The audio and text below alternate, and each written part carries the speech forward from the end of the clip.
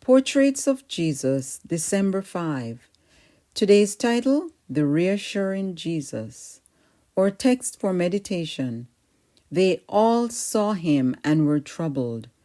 And immediately he talked with them and said to them, Be of good cheer, it is I. Do not be afraid. Mark 6, verse 50.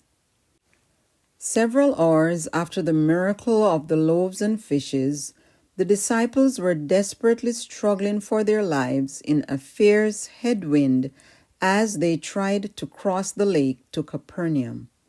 Suddenly, Jesus appeared walking on the turbulent water of the Sea of Galilee.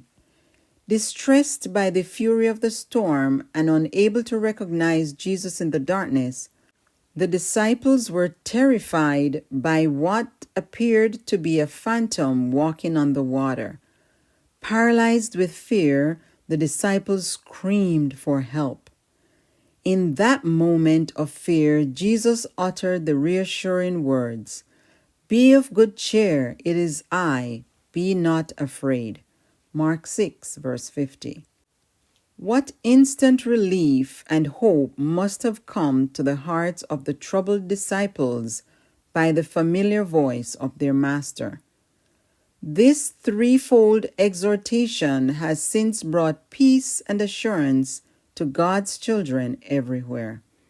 It has become a pledge of comfort to God's people in times of crisis and fear. The life-giving words, Be of good cheer, it is I, bring comfort and security in the midst of life's fiercest storms. What blessed assurance there is in the Master's identifying words, It is I. Even in the eye of the hurricane, the Christian is safe and secure when Jesus says, It is I, be not afraid. In our spiritual tempest, Jesus is always present with the reassuring words, Be of good cheer, it is I. Commenting on the disciples' experience, we read in the book Conflict and Courage, page 290, quote, Jesus had not forgotten them. At the moment when they believed themselves lost, a gleam of light reveals a mysterious figure approaching them upon the waters.